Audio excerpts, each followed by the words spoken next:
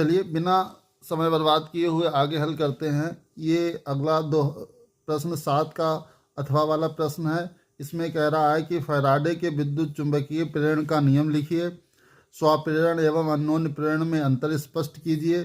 दो कुंडलियों के बीच अन्योन्य प्रेरण गुणांक को प्रभावित करने वाले कारकों का उल्लेख कीजिए। ये भी इम्पोर्टेंट क्वेश्चन है, तो इसका आंसर बहुत थ्योरेटिकल है। तो देखिए, इसमें आपको पहले से ही पढ़ रखा होगा कि फैराडे के विद्युत चुंबकीय प्रेरण के नियम दो थे। पहला नियम है कि किसी कुंडली में उत्पन्न प्रेरित विद्युत भाग बल E उससे बद्ध चुंबकीय फ्लक्स में परिवर्तन की ऋणात्मक दर के बराबर होता है। इसे न्यूमैन का नियम भी कहते हैं। इसे अंडरलाइन कर लीजिए, ठीक है। तो प्रेरित विद्युत भाग बल E बराबर हो जाता है माइनस डेल्टा 5V बटे डेल्टा T वोल्ट, ठीक है। दूसरा इसका भाग है कि कुंडली में प्रेरित विद्युत भाग बल चुंबकीय फ्लक्स परिवर्तन की दर, चुंबकीय फ्लक्स परिवर्तन का विरोध करता है, ठीक है। अर्थात प्रेरित विद्युत भाग बल अथवा प्रेरित धारा की दिशा सदैव ऐसी होती है कि वह उस कारण का विरोध करती है जिससे वह स्वयं उत्पन्न होती है। इसे लेंज का नियम भी कहते हैं। इसको भी अंडरलाइन कर दीजिए। और साथ ही साथ इसमें एक बात और मोस्ट इम्पॉर्टेंट याद रखिएगा कि जो लेंज का नियम है ये ऊर्जा संरक्षण के नियम पर आधारित है, या उसका एक रूप है, ठीक है। अगला इसी प्रश्न में पूछा गया है कि स्वप्रेरण तथा अन्योन्य प्रेरण में अंतर स्पष्ट कीजिए। तो इसमें हम क्या करते हैं, एक तरफ स्वप्रेरण की परिभाषा लिख देते हैं, एक तरफ अन्योन्य प्रेरण की परिभाषा लिख देते हैं। तो पहले क्या लिखा है हमने कि किसी कुंडली में बहने वाली धारा के मान में परिवर्तन करने पर उसी कुंडली में प्रेरित धारा उत्पन्न होने की घटना को स्वप्रेरण कहते हैं, ठीक है। जबकि जो है दूसरी तरफ हमने लिखा है कि किसी कुंडली में बहने वाली धारा के मान में परिवर्तन करने से उसके निकट स्थित दूसरी कुंडली में प्रेरित धारा उत्पन्न होने की घटना को अन्योन्य प्रेरण कहते हैं। स्वप्रेरण में क्या होता है, दूसरा पॉइंट, कि इसमें एक कुंडली होती है और अन्योन्य प्रेरण में इसमें दो कुंडली होती हैं, ठीक है। ये हमारा एक छोटा सा अंतर है स्वप्रेरण और अन्योन्य प्रेरण में। तीसरा प्रश्न पूछा है कि अन्योन्य प्रेरण गुणांक को प्रभावित करने वाले कारक लिखिए। तो अन्योन्य प्रेरण को प्रभावित करने वाले कारक क्या हैं? देखिए, इसके लिए आपको अन्योन्य प्रेरण गुणांक का सूत्र मालूम हो, लिख दें तो और अच्छा रहेगा। हमने यहाँ पे जो कारक हैं उनका उल्लेख किया है न। पहला कारण है कि अन्योन्य प्रेरण गुणांक हम दोनों कुंडलियों में फेरों की संख्या बढ़ाने पर बढ़ता है। मतलब अन्योन्य प्रेरण गुणांक हम दोनों कुंडलियों में फेरों की संख्या बढ़ाने पर बढ़ता है। डेट इज एम प्रोपोर्शनल होता है N1 N2। N1 और N2 पहली और दूसरी कुंडली में फेरों की संख्या होती है। कुंडली के बीच की दूरी बढ़ाने पर अन्योन्य प्रेरण गुणांक घटता है। अगर दो कुंडली हैं, जिस तरह से एक कुंडली ये है, ठीक है, और एक कुंडली ये है, तो अगर हम इन कुंडलियों के बीच की दूरी को बढ़ाएंगे, ठीक है, तो क्या होगा कि अन्योन्य प्रेरण गुणांक घटेगा। तीसरा पॉइंट कहता है कि अन्योन्य कुंडलियों के बीच माध्यम पर भी अन्योन्य प्रेरण गुणांक निर्भर करता है। That is M proportional mu. M जो है ये हमारा होता है अन्योन्य प्रेरण गुणांक, और म्यू जो होता है ये होता है माध्यम की चुंबकशीलता। तो इस तरह से ये प्रश्न हमारा हल हो गया। बच्चों, एक मेरी आपको राय है कि अगर एग्जाम में कोई लॉन्ग क्वेश्चन 5 नंबर में आता है और जिसका आंसर लगभग 1-1.5 पेज में ख़त्म हो जाता है, तो आप उसकी बजाय उसमें जो अथवा वाला प्रश्न है उसे करने की कोशिश करें। क्योंकि कुछ टीचर्स ऐसे भी होते हैं जो आपको नंबर केवल यही देख कर देते हैं कि आपने उस प्रश्न में कितना लिखा है, ठीक है। ज़्यादा लिखा है तो ज़्यादा नंबर दे देते हैं, कम लिखा है तो कम दे देते हैं। ये नहीं देखते हैं कि सही लिखा है या गलत लिखा है। तो आप इस चीज़ से बचने के लिए जो है, अगर कोई लॉन्ग प्रश्न है और अगर आपको उसका आंसर आता है और दूसरा एक और लॉन्ग प्रश्न है, वही दोनों प्रश्न, जैसे इसमें जो है हम आपसे कहें कि अगर ये प्रश्न है, इसमें 2 प्रश्न साथ दे रखा है, एक बायो-सवर्ट का नियम और ये फैराडे चुंबकीय नियम, तो ये साथ में जो पहला भाग है ये ज़्यादा लंबा है और 5 नंबर का प्रश्न है, तो इसे ही हल करने की कोशिश करें। अगर ये नहीं आता है तो हमारी मजबूरी बन जाती कि हम इसी प्रश्न को हल करेंगे, ठीक है। तो ये बात आप थोड़ा ध्यान रखें कि लेंथ का भी थोड़ा सा ध्यान रहे कि एग्ज़ाम में आपकी लेंथ एग्जाम में क्वेश्चन जितने नंबर का आया उस हिसाब से है या नहीं है। चलिए अगला प्रश्न हल करते हैं। क्या इसी का जो दूसरा भाग है उसमें कह रहा है कि दोनों झिर्रियों के बीच की दूरी घटाने पर व्यतिकरण की चौड़ाई पर क्या प्रभाव पड़ेगा। तो आप देख रहे हो कि आपका जो सूत्र है फ्रिंज की चौड़ाई W बराबर लैम्डा डी बटे डी, यानी कि D proportional 1 small D. Small D जो है वो स्लिट्स के बीच की दूरी होती है।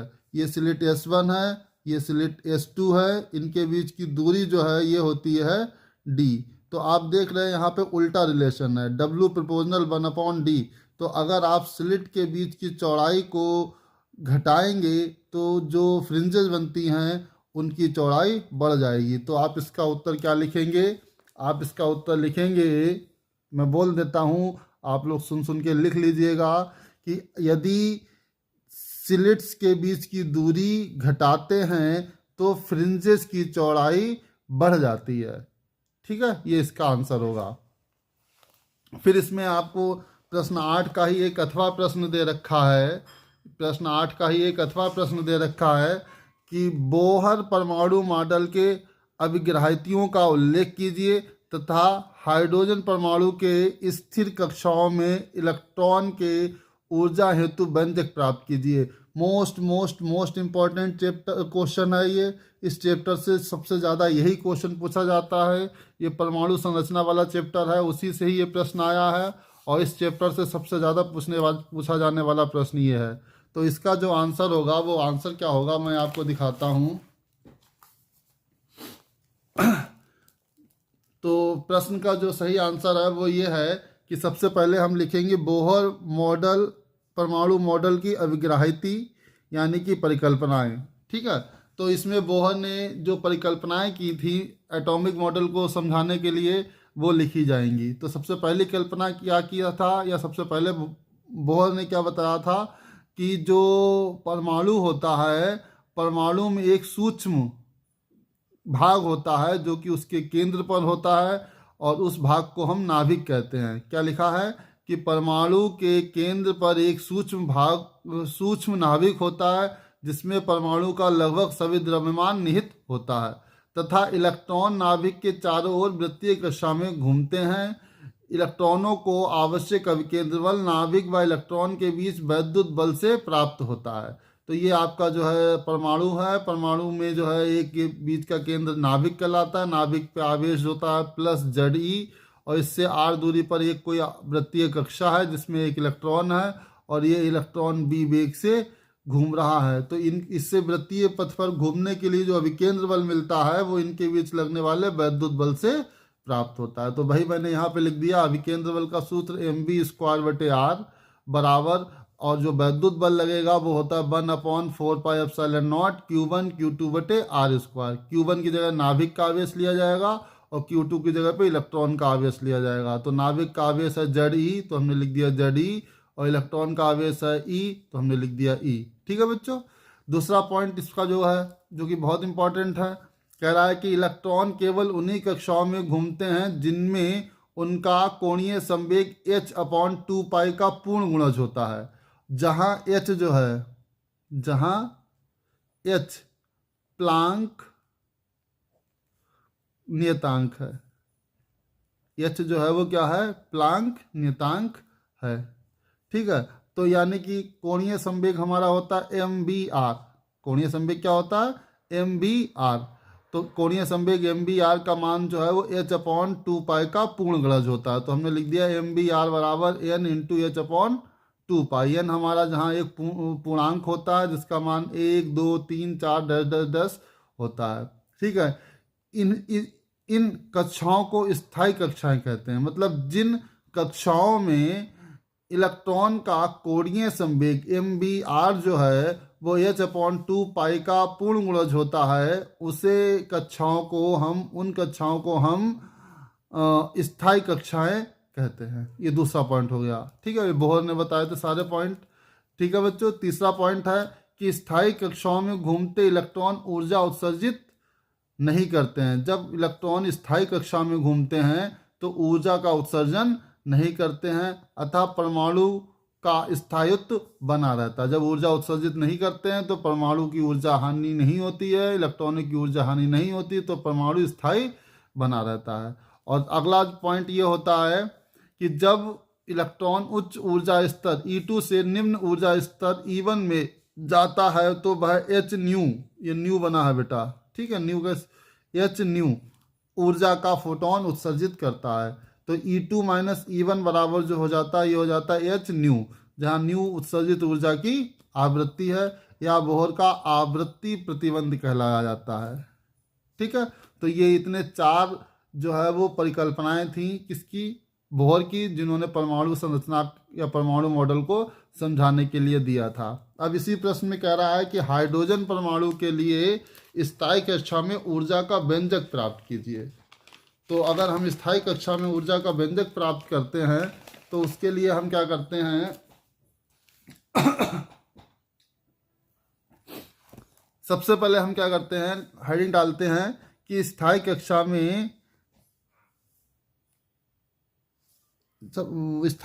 में इलेक्ट्रॉन की ऊर्जा कैसे निकालते हैं। सबसे पहले तो हम आपको पहले ही बता चुके थे कि परमाणु में नाभिक होता है, नाभिक पे प्लस Ze आवेश होता है और r दूरी पे एक इलेक्ट्रॉन है जो वृत्तीय कक्षा में घूमता है। घूमते समय इलेक्ट्रॉन का वेग मान लेते हैं b है, तो इसे जो अभिकेंद्र बल मिलता है वो वैद्युत बल से मिलता है। तो मैंने सबसे पहले क्या लिखा, इलेक्ट्रॉन को आवश्यक अभिकेंद्र बल वैद्युत बल से प्राप्त होता है, यानी कि mb² बराबर 1/4πε0 Q1 Q2 बटे r²।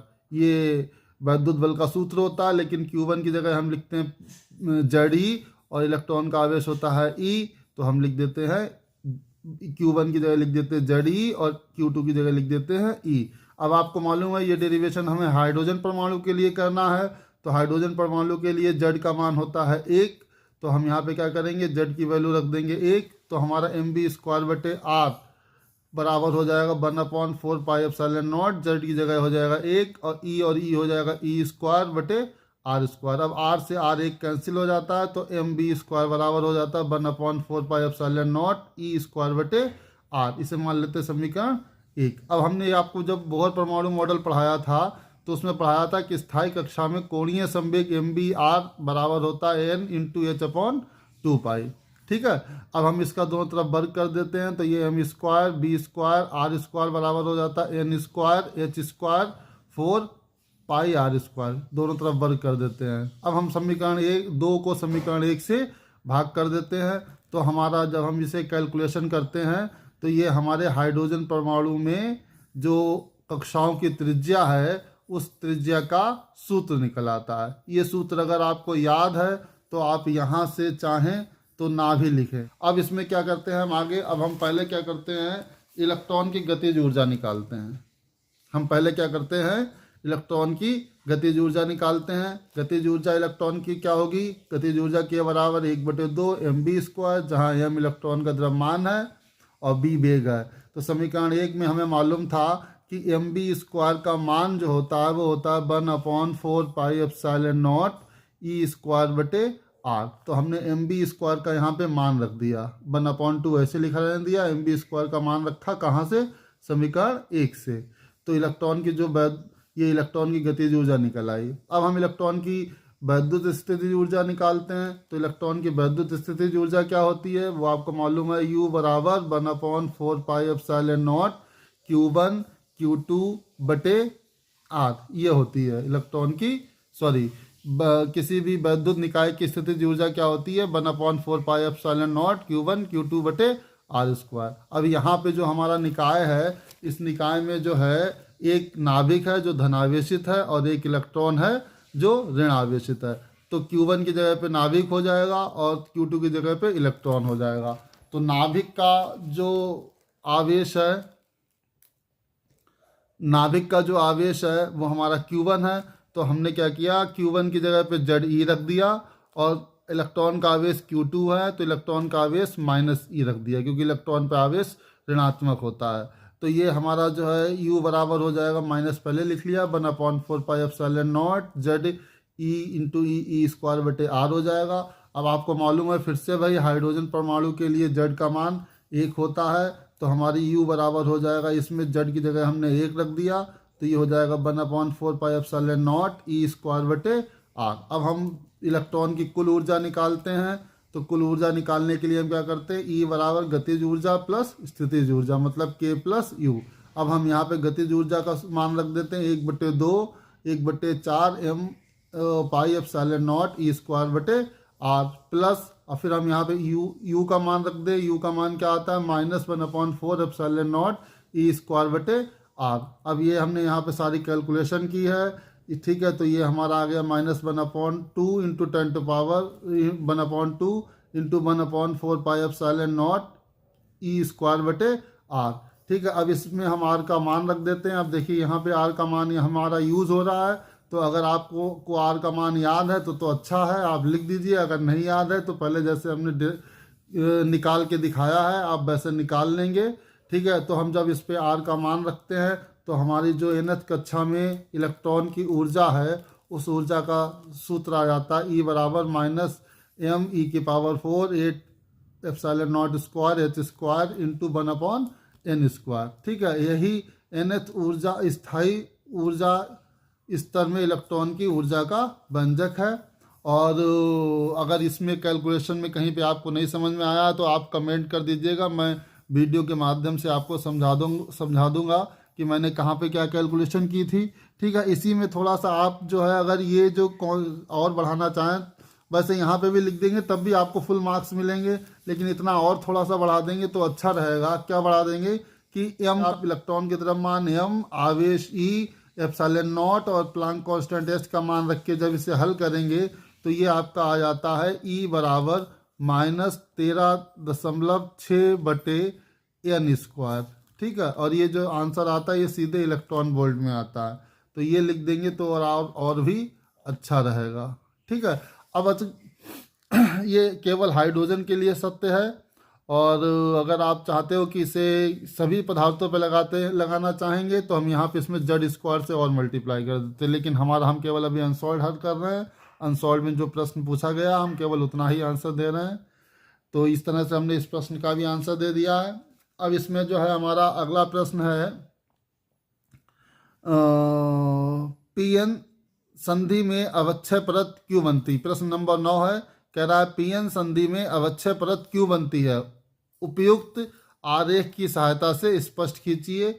अवक्षय परत की चौड़ाई पर प्रभाव लिखिए यदि संधि अग्रअभिनत है या पार्श्वाभिनत है। तो इस तरह का जो प्रश्न है ये बहुत इस चैप्टर से, ये अर्धचालक वाला चैप्टर है, इससे बस यही एक प्रश्न आता है।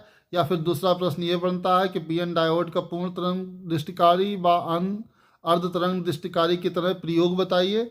तो हमने इसलिए इसको बहुत डिटेल से लिखा है, आप लोग इस प्रश्न को पढ़ेंगे तो डायोड से संबंधित जो भी आपका प्रश्न है उसका हल आपको मिल जाएगा। तो हमने इसको कहा जैसे लिखा है पूरा थ्योरी, अगर पीएन संधि डायोड एग्जाम में आए तब भी आप यही लिख दोगे तो भी आपको पूरे नंबर मिलेंगे।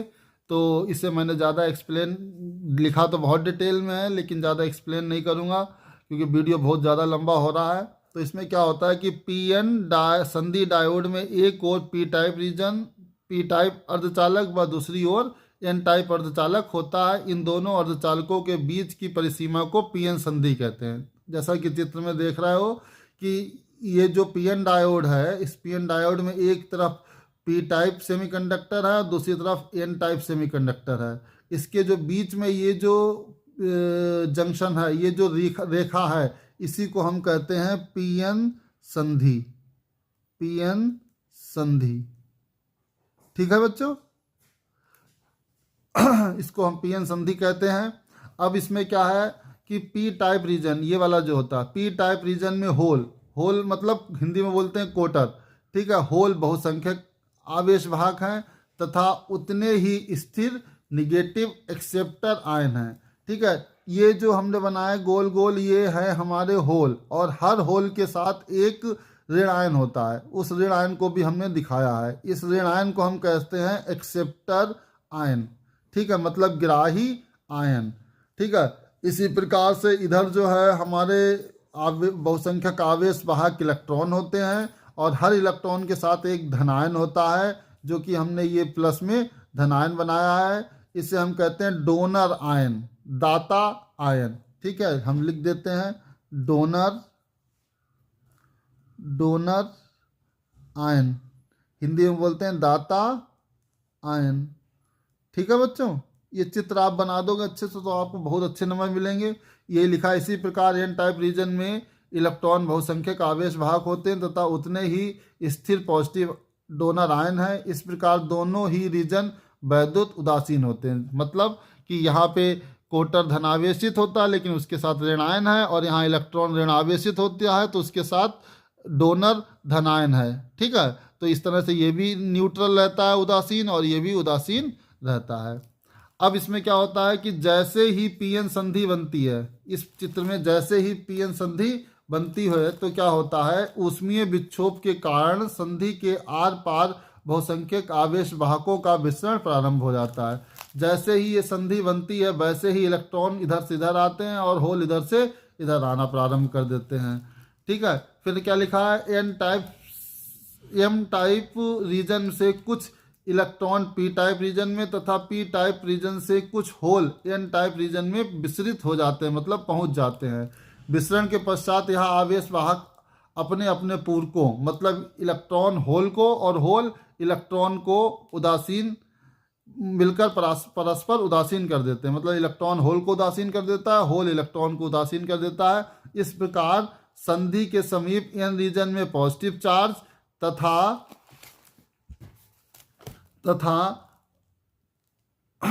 पी रीजन में निगेटिव चार्ज संचित हो जाता है। जैसा चित्र में आप देखिए, जैसा ये थ्योरी लिखा है वो बता रहा है कि जब यहाँ पे पीएन संधि बनता है तो कुछ इलेक्ट्रॉन होल जो है पी से एन में आते हैं और कुछ इलेक्ट्रॉन एन से जो है वो पी में जाते हैं। लेकिन जब ये जाते हैं तो एक दूसरे से मिलकर एक दूसरे से पूरक हैं और एक दूसरे को उदासीन कर देते हैं। लेकिन इनके साथ जो आयन होता है वो पी रीजन में धनायन इकट्ठा हो जाता है और एन रीजन में ऋण आयन इकट्ठे हो जाते हैं। और ये आयन जो हैं वो कभी एक दूसरे से जो है कंबाइन नहीं करते हैं। ये एक लेयर के इधर रहता है और दूसरा लेयर के उधर रहता है। ये कभी भी धनायन और ऋणायन आपस में कंबाइन नहीं करते। ऐसा इसलिए होता है क्योंकि ये आयन जो है इस जंक्शन को पार ही नहीं कर पाते, ये आयन चलनशील होते ही नहीं हैं। तो इस तरह से क्या होता है कि ये जो जंक्शन होता है, इस जंक्शन के पास एक तरफ धनायन और एक तरफ ऋणायन इकट्ठे हो जाते हैं जो कि चलनशील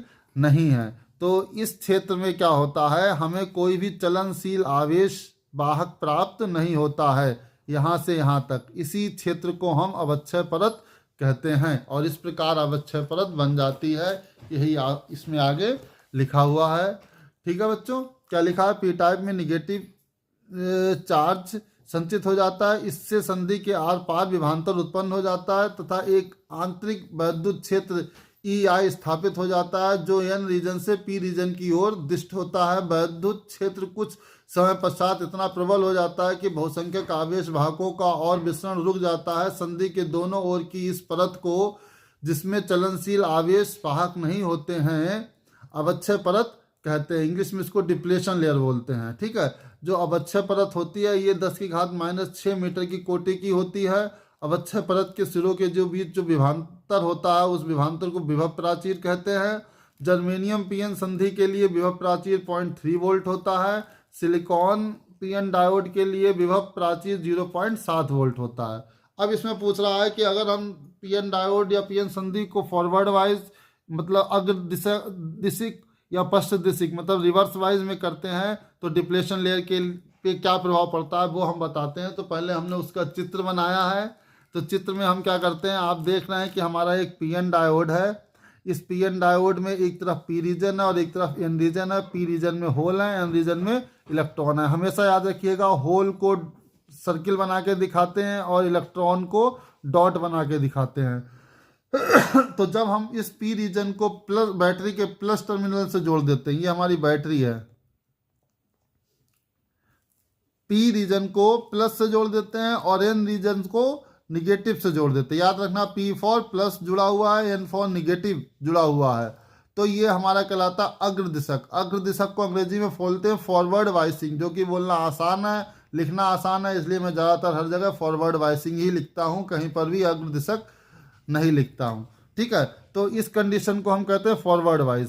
तो इस कंडीशन में क्या होता है कि ये जो प्लस है बैटरी का और ये जो माइनस है, तो बैटरी का वोल्टेज इधर के लिए वैद्युत क्षेत्र उत्पन्न कर रहा है, मतलब P से N, और जबकि डायोड के अंदर जो इंटरनल इलेक्ट्रिक फील्ड है वो N से P है। तो ये एक दूसरे के क्या होते हैं, ये एक दूसरे के विपरीत हो जाते हैं। इंटरनल इलेक्ट्रिक फील्ड और एक्सटर्नल इलेक्ट्रिक फील्ड ये एक दूसरे के विपरीत हो जाते हैं, जिससे कि डिप्लेशन लेयर घट जाती है। तो पहला आंसर आपका क्या हो जाएगा कि अगर हम किसी पीएन डायोड को फॉरवर्ड वाइजिंग में जोड़ते हैं तो हमारा डिप्लेशन लेयर की चौड़ाई घट जाती है, जिससे कि धारा आसानी से प्रवाहित हो जाती है, प्रतिरोध कम हो जाता है। ये मैंने ग्राफ बना के दिखाया है कि अगर फॉरवर्ड वाइज में वोल्टेज बढ़ाते हैं तो करंट पे क्या प्रभाव पड़ता है। तो हमने देखते हैं कि शुरुआत में तो जब वोल्टेज बढ़ाते हैं तो धारा नहीं प्रवाहित होती है, लेकिन एक निश्चित मान के बाद धारा बहुत तेज़ी से प्रवाहित होने लगती है। ये बनाएंगे नहीं बनाएंगे वो अलग की बात है, फिलहाल मैंने आपको दिखाया है, ठीक है। इसी तरह से पास्ट ये लिखा जो है वो भी आप एक बार पढ़ लीजिए, जिससे कि आप लोग अगर नोट्स बना रहे हो तो लिख सकें। क्या लिखेंगे, जब पीएन संधि के पी रीजन को बैटरी के पॉजिटिव टर्मिनल से तथा एन रीजन को निगेटिव टर्मिनल से जोड़ देते हैं तो इसे फॉरवर्ड वाइसिंग कहते हैं। इस स्थिति में अवक्षय परत की चौड़ाई घट जाती है। यही मेन मुख्य प्रश्न पूछा गया था, तो हम इसे जरूर अंडरलाइन कर देंगे, जिससे कि शिक्षक कॉपी चेक करते समय जैसे ही देखे तो तुरंत आपको नंबर दे दे। क्या है कि इसे फॉरवर्ड वाइसिंग कहते हैं। इस स्थिति में अवक्षय परत की चौड़ाई घट जाती, यही कारण है कि फॉरवर्ड वाइसिंग में पीएन डायोड का धारा प्रवाह के लिए प्रतिरोध कम होता है। ऐसे ही अब हम लिखेंगे पास्ट दिशिक अब हम लिखेंगे पास्ट दिशिक, इसे इंग्लिश में बोलते हैं रिवर्स वाइसिंग। रिवर्स वाइसिंग में जो हमने अब पहले प्रोसेस किया था उससे उल्टा हो जाता है। पहले हमने पी टाइप को प्लस से जोड़ा था, लेकिन अब हम पी टाइप को निगेटिव से जोड़ेंगे। पी रीजन को हम बैटरी के निगेटिव टर्मिनल से जोड़ेंगे, ये हमारी बैटरी है, निगेटिव टर्मिनल से जोड़ेंगे, ठीक है। और एन रीजन को हम बैटरी के पॉजिटिव टर्मिनल से जोड़ेंगे। तो इसमें क्या होता है कि हमारी डिप्लेशन लेयर की चौड़ाई बढ़ जाती है, जिससे कि करंट फ्लो नहीं होता है, और एक निश्चित मान तक जो है वोल्टेज की करंट फ्लो होता ही नहीं है, यानी कि रिवर्स वाइज में पीएन डायोड के अंदर करंट फ्लो नहीं होता है। लेकिन आप अगर इस ग्राफ को देखेंगे तो आप कहेंगे सर ये तो इसमें बहुत ज़्यादा एकदम आपने करंट फ्लो करा दिया। तो ये जो है अवलांच ब्रेकडाउन के कारण करंट फ्लो होता है। ये कभी जब आप थ्योरेटिकल पोर्शन पढ़ोगे तो आपको पढ़ने को मिलेगा, लेकिन इस प्रश्न का अगर आप उत्तर लिखना चाहते हैं तो सीधा सीधा केवल ये लिखेंगे कि जब पहले जो लिखा था उसका उल्टा लिख देंगे, जो फॉरवर्ड वाइजिंग में लिखा था उसका उल्टा, पूरा बिल्कुल उसका उल्टा, ठीक है। क्या लिख देंगे, जब पीएन संधि में पी रीजन को बैटरी के निगेटिव टर्मिनल से तथा एन रीजन को पॉजिटिव टर्मिनल से जोड़ देते हैं तो इसे रिवर्स वाइसिंग कहते हैं। इस स्थिति में अवक्षय परत की चौड़ाई बढ़ जाती है, यही कारण है कि रिवर्स वाइसिंग में पीएन डायोड का धारा प्रवाह के लिए प्रतिरोध अधिक होता है। अब यहाँ पे भी हम क्या करेंगे, इस स्थिति में अवक्षय परत की चौड़ाई बढ़ जाती है, इसे अंडरलाइन कर देंगे बहुत अच्छे से, जिससे कि और आपको वो पूरे नंबर दे देगा, ठीक है। जो इम्पोर्टेंट पॉइंट होते हैं उन्हें जो है हाईलाइट करना अति आवश्यक है। अब इसमें जो अगला प्रश्न है, अगला प्रश्न इसी 5 का अथवा वाला है, ठीक है। अथवा वाला है, कह रहा है कि संयुक्त सूक्ष्मदर्शी का नामांकित किरण आरेख बनाइए जबकि अंतिम प्रतिबिंब अनंत पर बनता है। एक परीक्षक की स्पष्ट दृष्टि की न्यूनतम दूरी 25 सेंटीमीटर है। इसके द्वारा प्रयुक्त संयुक्त सूक्ष्मदर्शी के अभिदर्शक या नेत्र लेंस की फोकस दूरियां क्रमशः 8 × 10⁻³ मीटर एवं 2.5 × 10⁻² मीटर हैं। अभिदर्शक से 9 × 10⁻³ मीटर दूर वस्तु का प्रतिबिंब स्पष्ट प्राप्त हो रहा है।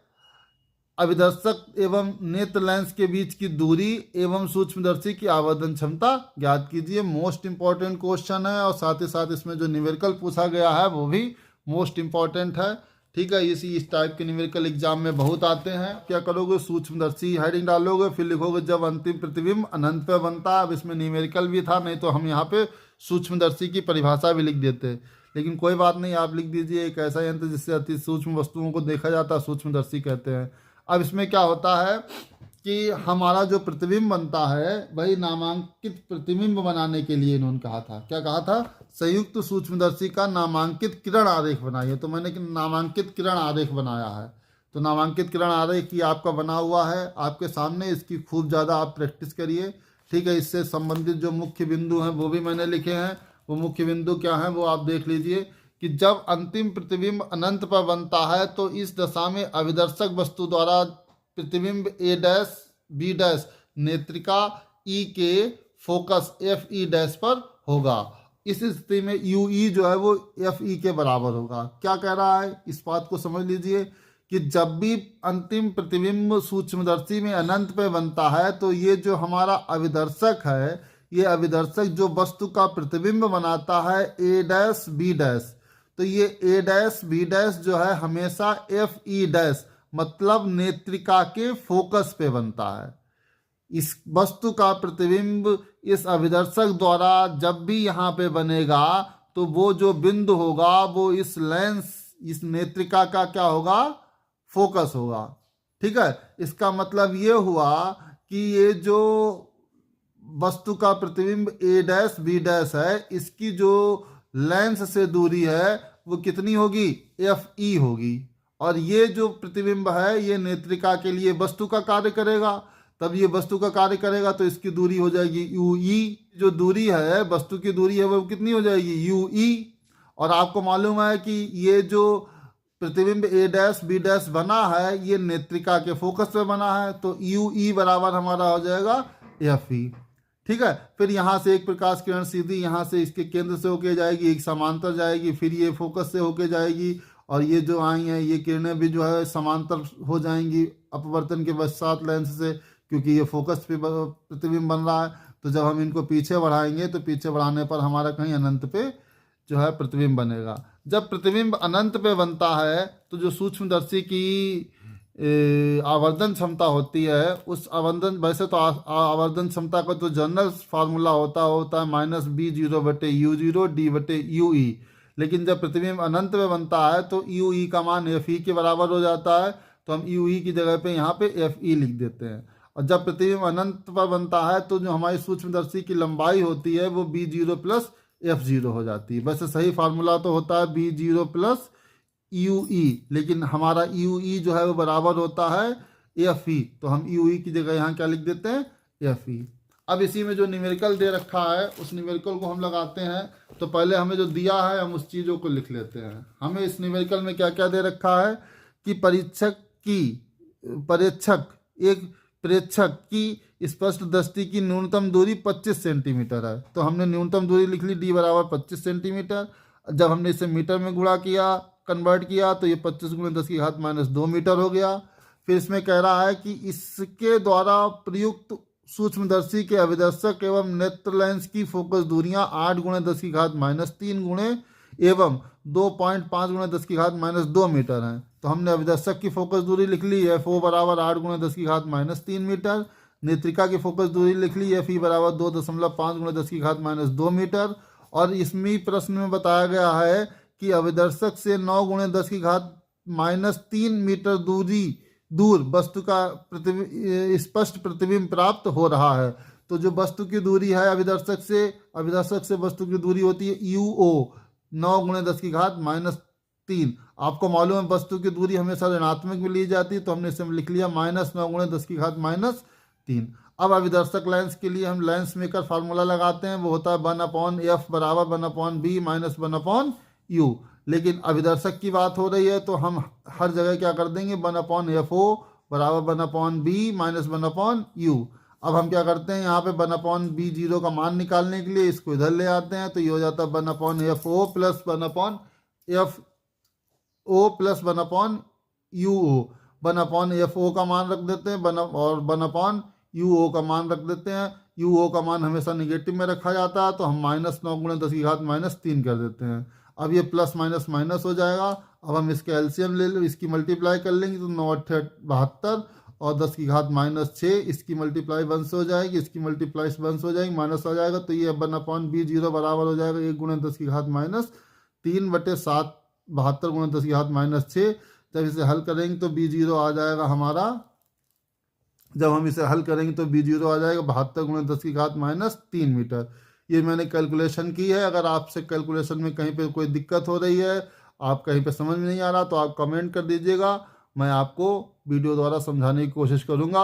और अगर आप लिखना चाहते हैं तो वीडियो को बार बार बीच में पॉज कर लें या जो है स्क्रीनशॉट कर लें और नोट कर लें, क्योंकि इतना आसान भाषा में सरल तरीके से आपको बहुत कम ही कहीं लिखा हुआ मिलेगा। ठीक है, अब हमारा b0 निकल आया है, मतलब जो प्रतिबिंब की दूरी थी वो हमने दूरी ज्ञात कर ली। अब हमसे कह रहा है इस प्रश्न में कि अभिदर्शक एवं नेत्र लेंस के बीच की दूरी एवं सूक्ष्मदर्शी की आवर्धन क्षमता ज्ञात कीजिए। तो जो दर्शक है और ये नेत्रिका है, ये दूरी b0 है और ये दूरी UE है, लेकिन UE और FE दोनों बराबर हैं, तो ये जो नेत्रिका और अभिदर्शक के बीच की दूरी है वो हो जाएगी b0 + FE। तो हमने यहाँ पे क्या लिख दिया, अभिदर्शक बाण नेत्रिका के बीच की दूरी b0 + FE। b0 का मान हमने ये लिख दिया, FE का मान हमें यहाँ पे दे रखा था, देखिए आप लोग, ये FE का मान दे रखा था, ये है 2.5 × 10⁻²। तो मैंने ये दोनों मान यहाँ रख दिए। जब इन्हें सॉल्व किया तो ये 9.7 सेंटीमीटर आंसर आ गया हमारा। वैसे 97 × 10⁻³ मीटर आया था, यहाँ पे भी छोड़ दोगे तब भी आपको पूरे नंबर मिलेंगे, और अगर आप इसे सेंटीमीटर में कन्वर्ट कर दोगे तब भी कोई बात नहीं, आंसर आपका सही आ गया है, आपको पूरे नंबर मिलेंगे। फिर कह रहा है आवर्धन क्षमता निकालिए। तो जब प्रतिबिंब अनंत पे बनता है तो आवर्धन क्षमता का सूत्र होता है m = -b0/u0 × d/FE। अब यहाँ पे हम ऊपर से जो है सारे मान यहाँ पे जो bu0, f0 और d, इन सारे मान जो है यहाँ रखते हैं। तो b0 का मान था 97 × 10⁻³ ये तो हमने यहीं पे निकाला था आपके सामने b0 का मान। u0 का मान हमें ऊपर दे रखा है 9 × 10⁻⁷। अच्छा, जब यहाँ पे लेते हैं तो हमने माइनस साइन पहले से ही लगा रखा है, इसलिए u0 का मान ऋणात्मक नहीं लिया जाता है। यहाँ इस सूत्र में जब भी आवर्धन क्षमता निकालते हैं तो सारे आंकिक मान लिए जाते हैं, चिन्ह किसी का नहीं लिया जाता है। ठीक है, क्योंकि यहाँ पे माइनस पहले से ही लगा हुआ है। डी का मान 25 × 10⁻² हमें मालूम है, और FE का मान जो है हमें मालूम है, ये हमारे सामने FE का मान लिखा है 2.5 × 10⁻²। तो हमने ये सारा मान लिया, इन सबको सॉल्व किया, तो ये हमारा आंसर आया माइनस में 17.77, या हमने इसी को लिख दिया -18। तो आवर्धन क्षमता हमारी इसमें क्या आती है, लगभग -18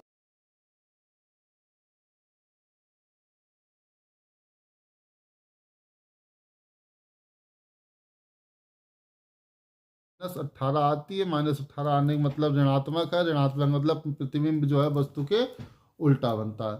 तो इस तरह से हमने आपको 2021 के दोनों सेट करा दिए थे जो कि अनसॉल्व पेपर में दिए गए हुए हैं। इस अनसॉल्व पेपर में 2021 के केवल 2 ही सेट दिए हैं, फर्स्ट और सेकंड। ठीक है, और अगर आपको ये वीडियो अच्छा लगा हो, नॉलेजेबल लगा हो, तो वीडियो इसको लाइक कर दें और चैनल को सब्सक्राइब कर लें। और इसी तरह से मैं आपको एग्ज़ाम तक लगभग 2025 तक के सारे अनसॉल्व क्वेश्चन लिख के दे दूंगा, करा दूंगा, और कोशिश करूंगा कि समझा भी दूं। लेकिन अनसॉल्व पेपर करते समय समझाना थोड़ा मुश्किल होता है, क्योंकि पीछे का कॉन्सेप्ट आपको पहले से मालूम होना चाहिए। लेकिन मैं पूरी कोशिश करता हूं कि अगर नहीं आपको मालूम है तब भी मैं बता दूं, लेकिन वीडियो बहुत लंबी हो जाती है, इन्हें एडिट वगैरह करने में बहुत टाइम लग जाता है, इसलिए जो है ज़्यादा लंबे वीडियो भी नहीं बनाना चाह रहा हूँ। और फिर भी आपको अगर कोई दिक्कत हो तो आप कमेंट करके कमेंट बॉक्स में पूछ सकते हैं, मैं कमेंट में पढ़ के आपका जो है वीडियो बना के उस प्रश्न को हल करने की पूरी कोशिश करूँगा। और अगर आपको ये वीडियो अच्छा लगा हो तो इसे लाइक कर दो, अपने दोस्तों को शेयर कर दो, जिससे कि वो भी पढ़ाई कर सके। ठीक है, धन्यवाद।